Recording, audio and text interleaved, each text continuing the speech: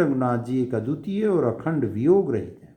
भक्तों पर कृपा करने वाले भगवान ने लीला करके मनुष्य की दशा दिखलाई है। प्रभु के लीला के लिए किए गए प्रलाप को कानों से सुनकर वानरों के समूह व्याकुल हो गए। इतने में ही हनुमान जी आ गए, जैसे करुण रस में वीर रस आ गया हो। श्री राम जी हर्षित होकर हनुमान जी से गले लगकर मिले। प्रभु परम सुजान, चतुर और अत्यंत ही कृतज्ञ हैं। तब वैद्य सुसेन ने तुरंत उपाय किया, जिससे लक्ष्मण जी हर्षित होकर उठ बैठे। प्रभु भाई को हृदय से लगाकर मिले। भालू और वानरों के समूह सब हर्षित हो गए। फिर हनुमान जी ने वैद्य को उसी प्रकार वहां पहुंचा दिया जिस प्रकार वे उस बार पहले उसे ले आए थे। यह समाचार जब रावण ने सुना तब उसने अत्यंत विषाद से बार बार सिर पीटा। वह व्याकुल होकर कुंभकर्ण के पास गया और बहुत से उपाय करके उसने उसको जगाया। कुंभकर्ण जगा।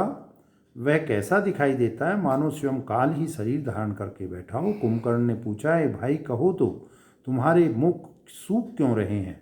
उस अभिमानी रावण ने उससे जिस प्रकार से वे सीता को हर लाया था तब से अब तक की सारी कथा कही। फिर कहा, हे तात, वानरों ने सब राक्षस मार डाले, बड़े बड़े योद्धाओं का भी संहार कर डाला। दुर्मुख, देव शत्रु, मनुष्य भक्षक, भारी योद्धा, अतिकाय और अकंपन तथा महोदर आदि दूसरे सभी रणधीर वीर रणभूमि में मारे गए। तब रावण के वचन सुनकर कुंभकर्ण बिलक कर दुखी होकर बोला, अरे मूर्ख, जगत जननी जानकी को हर लाकर अब तू कल्याण चाहता है? हे राक्षस राज, तूने अच्छा नहीं किया। अब आकर मुझे क्या जगाया? हे तात, अब भी अभिमान छोड़कर श्री राम जी को भजो तो कल्याण होगा। हे रावण, जिनके हनुमान सरीखे सेवक हैं, वे श्री रघुनाथ जी क्या मनुष्य हैं? हाय भाई, तूने बुरा किया जो पहले ही आकर मुझे यह हाल नहीं सुनाया। हे स्वामी, तुमने उस परम देवता का विरोध किया जिसके शिव, ब्रह्मा आदि देवता सेवक हैं। नारद मुनि ने मुझे जो ज्ञान कहा था वह मैं तुझसे कहता, पर अब तो समय जाता रहा। हे भाई, अब तो अंतिम बार अंकवार भरकर मुझसे मिल ले, मैं जाकर अपने नेत्र सफल करूं। तीनों तापों को छुड़ाने वाले श्याम शरीर कमल नेत्र श्री राम जी के जाकर दर्शन करूं। श्री रामचंद्र जी के रूप और गुणों को स्मरण करके वह एक क्षण के लिए प्रेम में मग्न हो गया। फिर रावण ने करोड़ों घड़े मदिरा और अनेकों भैंसे मंगवाए। भैंसे खाकर और मदिरा पीकर वह वज्रघात के समान गर्जा। मद से चूर, रण के उत्साह से पूर्ण कुंभकर्ण किला छोड़कर चला, सेना भी साथ नहीं ली। उसे देखकर विभीषण आगे आए और उसके चरणों पर गिरकर अपना नाम सुनाया। छोटे भाई को उठाकर उसने हृदय से लगा लिया और श्री रघुनाथ जी का भक्त जानकर वे उसके मन को प्रिय लगे। विभीषण ने कहा, हे तात, परम हितकर सलाह एवं विचार कहने पर रावण ने मुझे लात मारी। उसी गलानी के मारे मैं श्री रघुनाथ जी के पास चला आया। दीन देखकर प्रभु के मन को मैं बहुत प्रिय लगा। कुंभकर्ण ने कहा, हे पुत्र सुन, रावण तो काल के वश हो गया है, उसके सिर पर मृत्यु नाच रही है, वह क्या अब उत्तम शिक्षा मान सकता है? हे विभीषण, तू धन्य है, धन्य है, धन्य है। हे तात, तू राक्षस कुल का भूषण हो गया।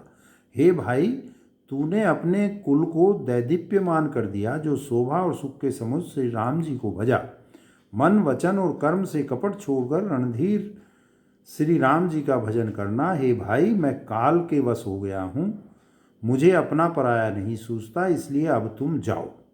भाई के वचन सुनकर विभीषण लौट गए और वहां आए जहाँ त्रिलोकी के भूषण श्री राम जी थे। हे नाथ, विभीषण ने कहा, हे नाथ, पर्वत के समान विशाल देह वाला रणधीर कुंभकर्ण आ रहा है।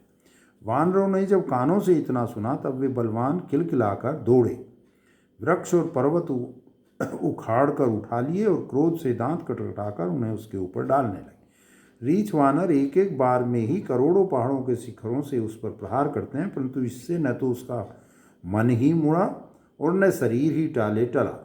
जैसे मदार के फलों की मार से हाथी पर कुछ भी असर नहीं होता। तब हनुमान जी ने उसे एक घूंसा मारा, जिससे वह व्याकुल होकर पृथ्वी पर गिर पड़ा और सिर पीटने लगा। फिर उसने उठकर हनुमान जी को मारा, वे चक्कर खाकर तुरंत ही पृथ्वी पर गिर पड़े। फिर उसने नलनील को पृथ्वी पर पछाड़ दिया और दूसरे योद्धाओं को भी जहाँ तहाँ पटक पटक कर डाल दिया। वानर सेना भाग चली, सब अत्यंत भयभीत हो गए, कोई सामने नहीं आता। सुग्रीव समेत अंगद आदि वानरों को मूर्छित करके फिर वे अपरिमित बल की सीमा कुंभकर्ण वानर राज सुग्रीव को कांख में दाब कर चला। शिव जी कहते हैं, हे उमा, श्री रघुनाथ जी वैसे ही नरलीला कर रहे हैं जैसे गरुड़ सर्पों के समूह में मिलकर खेलता हो। जो भौं के इशारे मात्र से बिना परिश्रम के काल को भी खा जाता है, उसे कहीं ऐसी लड़ाई शोभा देती है। भगवान इसके द्वारा जगत को पवित्र करने वाली वह कीर्ति फैलाएंगे जिसे गा गा कर मनुष्य भवसागर से तर जाएंगे। मूर्छा जाती रही, तब मारुति हनुमान जी जागे और फिर वे सुग्रीव को खोजने लगे। सुग्रीव की भी मूर्छा दूर हुई, तब वे मुर्दे से होकर खिसक गए। कुंभकर्ण ने उनको मृतक जाना। उन्होंने कुंभकर्ण के नाक कान दांतों से काट लिए और फिर गरज कर आकाश की ओर चले। तब कुंभकर्ण ने जाना, उसने सुग्रीव का पैर पकड़कर उनको पृथ्वी पर पछाड़ दिया। फिर सुग्रीव ने बड़ी फुर्ती से उठकर उसको मारा और तब बलवान सुग्रीव प्रभु के पास आए और बोले, कृपा निधान प्रभु की जय हो, जय हो, जय हो। नाक कान काटे गए ऐसा मन में जानकर बड़ी गिलानी हुई और वह क्रोध करके लौटा। एक तो वह स्वभाव से ही भयंकर था और फिर बिना नाक कान का होने से और भी भयानक हो गया। उसे देखते ही वानरों की सेना में भय उत्पन्न हो गया। रघुवंश मणि की जय हो, जय हो, जय हो ऐसा पुकारकर वानर हू करके दौड़े और सबने एक ही साथ उस पर पहाड़ और वृक्षों के समूह छोड़े। रण के उत्साह में कुंभकर्ण विरुद्ध होकर सामने ऐसा चला मानो क्रोधित होकर काल ही आ रहा हो। वह करोड़ करोड़ वानरों को एक साथ पकड़ पकड़ खाने लगा, मानो पर्वत की गुफा में टिड्डियां समा रही हों। करोड़ों वानरों को पकड़कर उसने शरीर से मसल डाला, करोड़ों को हाथों से मलकर पृथ्वी की धूल में मिला दिया। पेट में गए हुए भालू और वानरों के ठट उसके मुख, नाक और कानों की राह से निकल निकल कर भाग रहे हैं। रण के मद में मत्त राक्षस कुंभकर्ण इस प्रकार गर्वित हुआ मानो विधाता ने उसको सारा विश्व अर्पण कर दिया हो और उसे वह ग्रास कर जाएगा। सब योद्धा भाग खड़े हुए, वे लौटाए भी नहीं लौटते, आंखों से उन्हें सूझ नहीं पड़ता और पुकारने से सुनते नहीं। कुंभकर्ण ने वानर सेना को तितर बितर कर दिया है सुनकर राक्षस सेना भी दौड़ी। श्री रामचंद्र जी ने देखा कि अपनी सेना व्याकुल है और शत्रु की नाना प्रकार की सेना आ गई है। तब कमल नयन श्री राम जी बोले, हे सुग्रीव, हे विभीषण और हे लक्ष्मण, सुनो, तुम सेना को संभालना, मैं इस दुष्ट के बल और सेना को देखता हूँ। हाथ में सारंग धनुष और कमर में तरकस सजकर श्री रघुनाथ जी शत्रु सेना को दलन करने चले। प्रभु ने पहले तो धनुष का टंकार किया, जिसकी भयानक आवाज़ सुनते ही शत्रु दल बहरा हो गया। फिर सत्य प्रतिज्ञ श्री राम जी ने 1,00,000 बाण छोड़े। वे ऐसे चले मानो पंख वाले काल सर्प चले हों। जहाँ तहाँ बहुत से बाण चले, जिनसे भयंकर राक्षस योद्धा कटने लगे। उनके चरण, छाती, सिर और भुजदंड कट रहे हैं। बहुत से वीरों के 100 टुकड़े हो जाते हैं। घायल चक्कर खा खाकर पृथ्वी पर पड़ रहे हैं। उत्तम योद्धा फिर संभल कर उठते और लड़ते हैं। बाण लगते ही वे मेघ की तरह गरजते हैं। बहुत से तो कठिन बाण को देख कर ही भाग जाते हैं। बिना मुंड के प्रचंड रुंड दौड़ रहे हैं और पकड़ो पकड़ो, मारो मारो का शब्द करते हुए चिल्ला रहे हैं। प्रभु के बाणों ने क्षणमात्र में भयानक राक्षसों को काट कर रख दिया। फिर वे सब बाण लौट कर श्री रघुनाथ जी के तरकस में घुस गए। कुंभकर्ण ने मन में विचार कर देखा कि श्री राम जी ने क्षण मात्र में राक्षसी सेना का संहार कर डाला। तब वह महाबली वीर अत्यंत क्रोधित हुआ और उसने गंभीर सिंहनाद किया। यह क्रोध करके पर्वत उखाड़ लेता है और जहाँ भारी भारी वानर योद्धा होते हैं वहाँ डाल देता है। बड़े बड़े पर्वतों को आते देखकर प्रभु ने उनको बाणों से काटकर धूल के समान कर डाला। फिर श्री रघुनाथ जी ने क्रोध करके धनुष को तान कर बहुत से अत्यंत भयानक बाण छोड़े। वे बाण कुंभकर्ण के शरीर में घुसकर निकल जाते हैं जैसे बिजलियां बादलों में समा जाती। उसके काले शरीर से रुधिर बहता हुआ ऐसी शोभा देता है मानो काजल के पर्वत से गेरू के पनाले बह रहे हों। से व्याकुल देखकर रीछ वानर दौड़े। वे ज्यों ही निकट आए त्यों ही वह हंसा और बड़ा घोर शब्द करके गरजा तथा करोड़ करोड़ वानरों को पकड़कर वह गजराज की तरह उन्हें पृथ्वी पर पटकने लगा और रावण की दुहाई देने लगा। यह देखकर रीछ वानरों के झुंड ऐसे भागे जैसे भेड़िए को देखकर भेड़ों के झुंड। हे भवानी, वानर भालू व्याकुल होकर आर्तवाणी से पुकारते हुए भाग चले। वे कहने लगे, यह राक्षस दुर्भिक्ष के समान है जो अब वानर कुल रूपी देश में पड़ना चाहता है। हे कृपा रूपी जल के धारण करने वाले मेघ रूप श्री राम, हे हर के शत्रु, हे शरणागत के दुख हरने वाले, रक्षा कीजिए, रक्षा कीजिए। करुणा भरे वचन सुनते ही भगवान धनुषवान सुधार कर चले। महाबलशाली श्री राम जी ने सेना को अपने पीछे कर लिया और वे अकेले क्रोधपूर्वक चले आगे बढ़े उन्होंने धनुष को खींचकर 100 बाण संधान किए। बाण छूटे, उसके शरीर में समा गए। वे लगते ही वह क्रोध में भरकर दौड़ा। उसके दौड़ने से पर्वत डगमगाने लगे और पृथ्वी हिलने लगी। उसने एक पर्वत उखाड़ लिया। रघुकुल तिलक श्री राम जी ने उसकी वह भुजाई काट दी। तब वह बाएं हाथ में पर्वत को लेकर दौड़ा, पर उन्होंने उसकी वह भुजा भी काटकर पृथ्वी पर गिरा दी। भुजाओं के कट जाने पर वह दुष्ट कैसी शोभा पाने लगा, जैसे बिना पंख का मंदराचल पहाड़ हो। उसने उग्र दृष्टि से प्रभु को देखा, मानो तीनों लोकों को निगल जाना चाहता हो। वह बड़े जोर से चिंगाड़ कर मुंह फैलाकर दौड़ा। आकाश में सिद्ध और देवता डरकर हा हा हा इस प्रकार पुकारने लगे। करुणानिधान भगवान ने देवताओं को भयभीत जाना। तब उन्होंने धनुष को कान तक तानकर राक्षस के मुख को बाणों के मुंह से भर दिया, तो भी वह महाबली पृथ्वी पर न गिरा। जय सिया राम, जय सिया राम। मुख में बाण भरे हुए वह प्रभु के सामने दौड़ा, मानो काल रूपी सजीव तरकस ही आ रहा हो। तब प्रभु ने क्रोध करके तीक्ष्ण बाण लिया और उसके सिर को धड़ से अलग कर दिया। वह सिर रावण के आगे जा गिरा। उसे देखकर रावण ऐसा व्याकुल हुआ जैसे मणि के छूट जाने पर सर्प। कुंभकर्ण का प्रचंड धड़ दौड़ा, जिससे पृथ्वी धसी जाती थी। तो प्रभु ने काटकर उसके 2 टुकड़े कर दिए। वानर, भालू और निशाचरों को अपने नीचे दबाते हुए वे दोनों टुकड़े पृथ्वी पर ऐसे पड़े जैसे आकाश से 2 पहाड़ गिरे हों। उसका तेज प्रभु श्री रामचंद्र जी के मुख में समा गया। यह देखकर देवता और मुनि सभी ने आश्चर्य माना। देवता नगाड़े बजाते हर्षित होते हुए स्तुति करते हुए बहुत से फूल बरसा रहे हैं। विनती करके सब देवता चले गए। उसी समय देव ऋषि नारद आए। आकाश के ऊपर से उन्होंने श्रीहरि के सुंदर वीर रस युक्त गुण समूह का गान किया, जो प्रभु के मन को बहुत ही भाया। मुनि यह कहकर चले गए कि अब दुष्ट रावण को शीघ्र मारिए। जय सिया राम, जय सिया राम, जय सिया राम। श्री रामचंद्र जी रणभूमि में आकर सुशोभित हुए। जय ओम श्री राम, श्री राम, श्री राम, श्री राम। अतुलनीय बल वाले कौशलपति श्री रघुनाथ जी रणभूमि में सुशोभित हैं। मुख पर पसीने की बूंदें हैं। कमल के समान नेत्र कुछ लाल हो रहे हैं। शरीर पर रक्त के कण हैं। दोनों हाथों से धनुष बाण फिरा रहे हैं। चारों ओर रीछ वानर सुशोभित हैं। तुलसीदास जी कहते हैं कि प्रभु की इस छवि का वर्णन शेष जी भी नहीं कर सकते, जिनके बहुत से मुख हैं। शिव जी कहते हैं, हे गिरजे, कुंभकर्ण जो नीच राक्षस और पाप की खान था, उसे भी श्री राम जी ने अपना परम धाम दे दिया। अतः वे मनुष्य निश्चय ही मन बुद्धि है जो उन श्री राम जी को नहीं भजते। दिन का अंत होने पर दोनों सेनाएं लौट पड़ी। योद्धाओं को बड़ी थकावट हुई, परंतु श्री राम जी की कृपा से वानर सेना का बल उसी प्रकार बढ़ गया जैसे घास पाकर अग्नि बहुत बढ़ जाती है। उधर राक्षस दिन रात इस प्रकार घटते जा रहे हैं जिस प्रकार अपने ही मुख से कहने पर पुण्य घट जाते हैं। रावण बहुत विलाप कर रहा है। बार बार भाई कुंभकर्ण का सिर कलेजे से लगाता है। स्त्रियां उसके बड़े बेग, बड़े भारी तेज और बल को बखान करके हाथों से छाती पीट पीट कर रो रही हैं। उसी समय मेघनाथ आया। उसने बहुत सी कथाएं कहकर पिता को समझाया और कहा, कल मेरा पुरुषार्थ देखिएगा। अभी बहुत लड़ाई क्या करूं हे तात, अभी बहुत बड़ाई क्या करूं हे तात। मैंने अपने इष्ट देव से जो बल और रथ पाया था, वह बल अब तक आपको नहीं दिखाया था।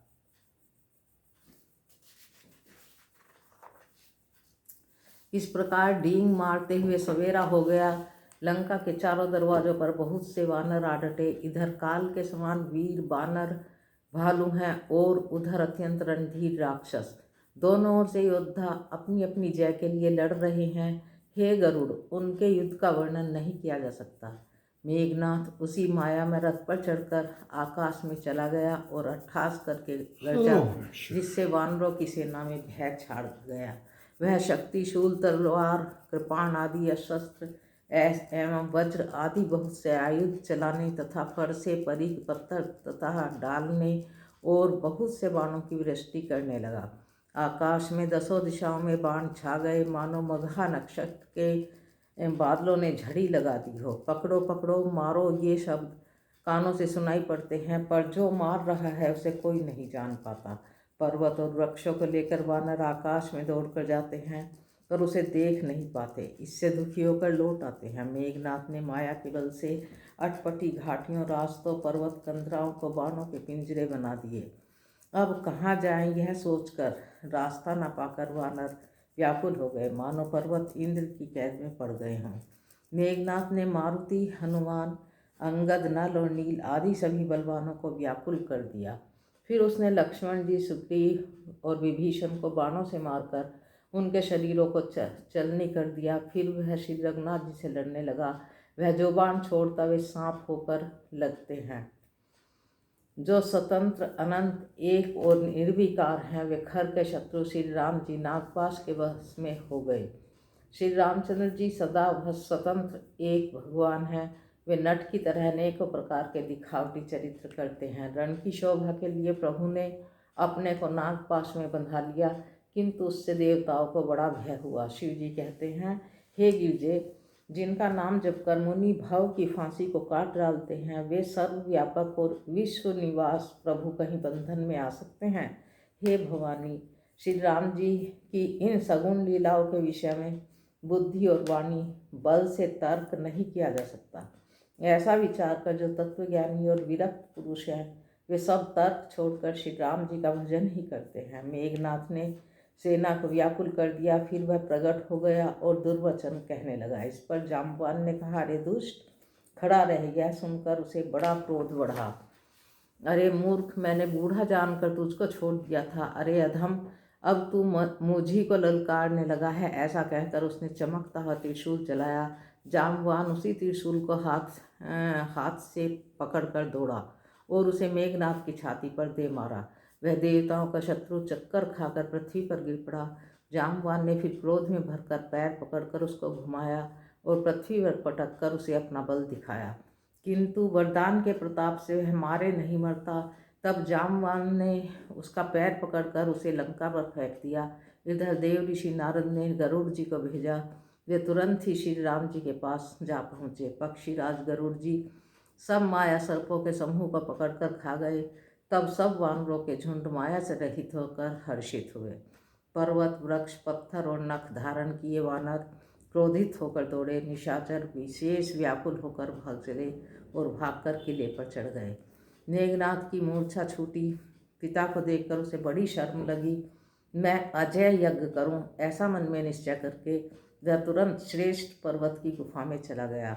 यहाँ विभीषण ने सलाह विचारी और श्री रामचंद्र जी से कहा, हे अतुलनीय बलवान उदार प्रभु, देवताओं को सताने वाला दुष्ट मायावी मेघनाथ अपवित्र यज्ञ कर रहा है। हे प्रभु, यदि वह यज्ञ सिद्ध हो पाएगा तो हे नाथ, फिर मेघनाथ जल्दी जीता न जा सकेगा। यह सुनकर श्री रघुनाथ जी ने बहुत सुख माना और अंगद आदि बहुत से वानरों को बुलाया और कहा, हे भाइयों, सब लोग लक्ष्मण के साथ जाओ, जाकर यज्ञ को विध्वंस करो। हे लक्ष्मण, संग्राम में तुम उसे मारना, देवताओं को भयभीत देखकर मुझे बड़ा दुख है।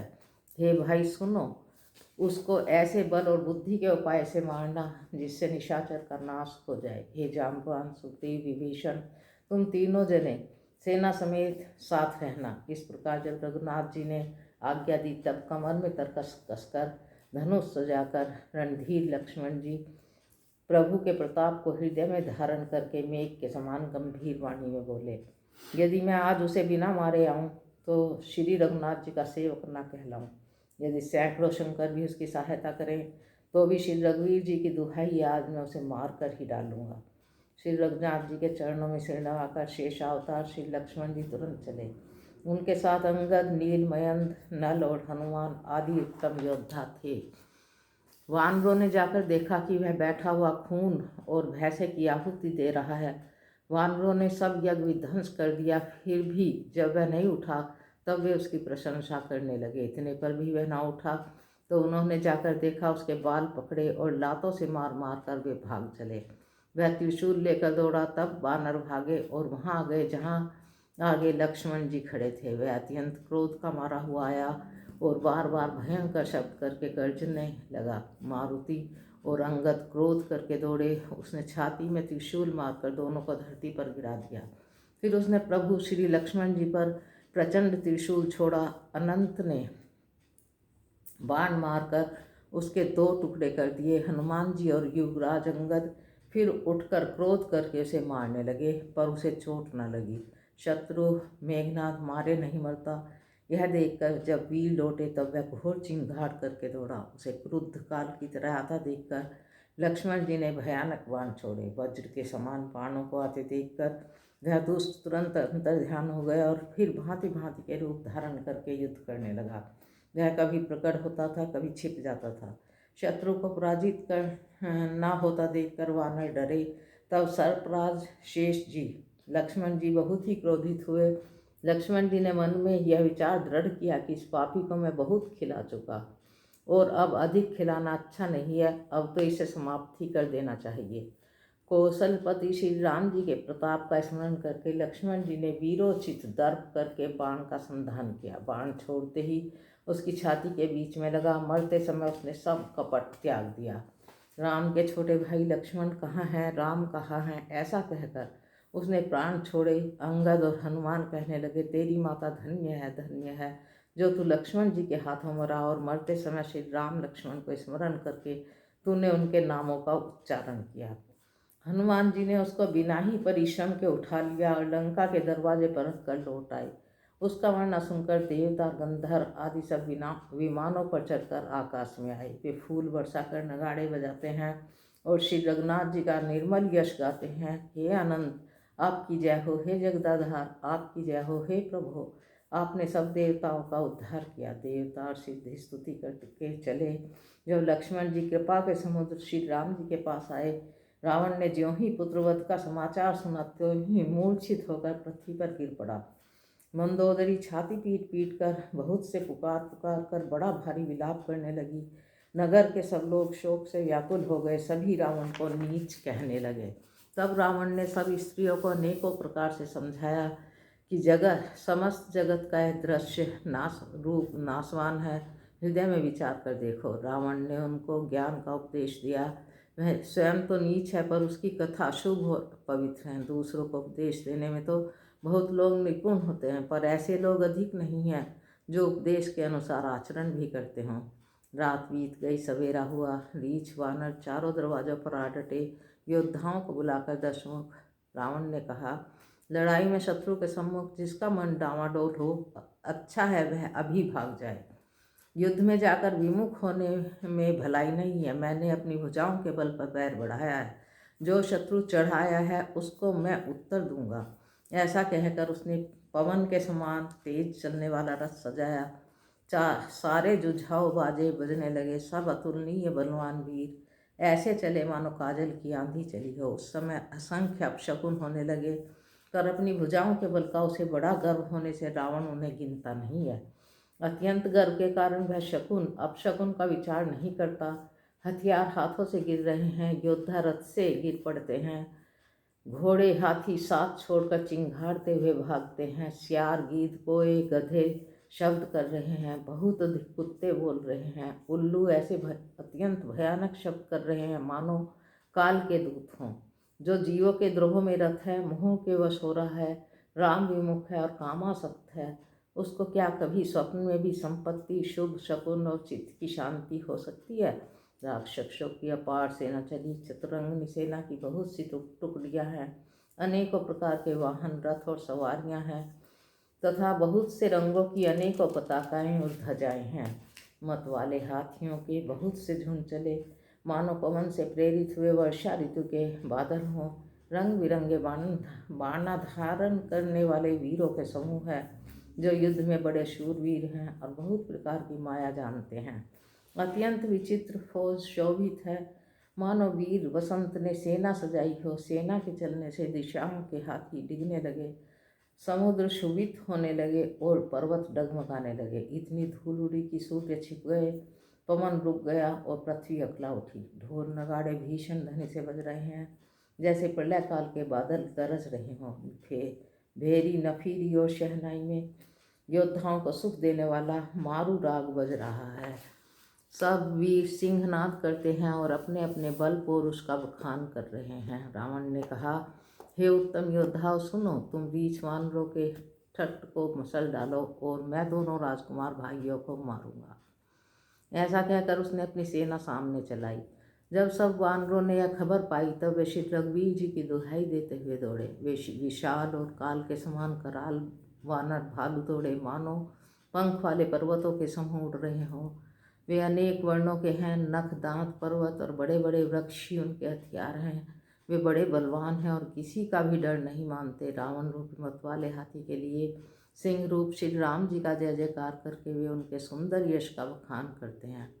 दोनों ओर से योद्धा जय जयकार करके अपनी अपनी जोड़ी जानकर इधर श्री रघुनाथ जी का और उधर रावण का बखान करके परस्पर भिड़ गए।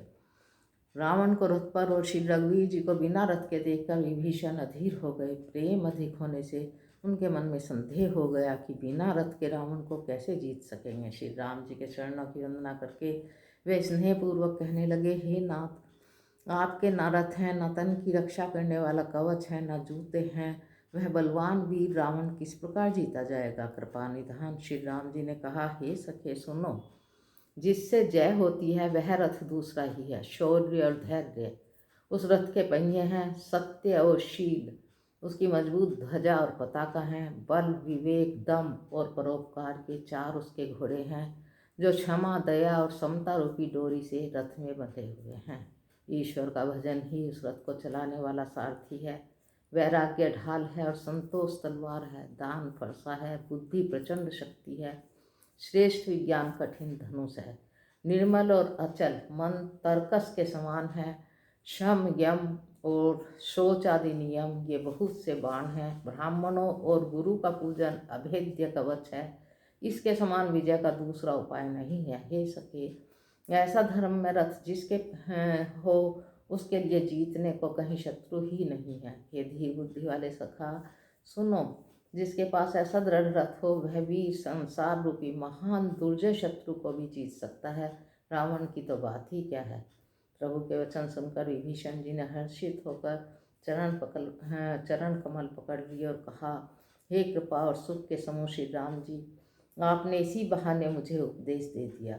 इधर से उधर से रावण ललकार रहा है और इधर से अंगद और हनुमान, राक्षस और रीछ वानर अपने अपने स्वामी की दुहाई देकर लड़ रहे हैं। ब्रह्मा आदि देवता और अनेकों सिद्ध तथा मुनि विमानों पर चढ़े हुए आकाश से युद्ध देख रहे हैं। शिव जी कहते हैं, हे माँ, मैं भी उस समाज में था और श्री राम जी के रंग की लीला देख रहा था। दोनों ओर से योद्धा रण रस में मतवाले हो रहे हैं। वानरों को श्री राम जी का बल है, इसमें वे जयशील हैं।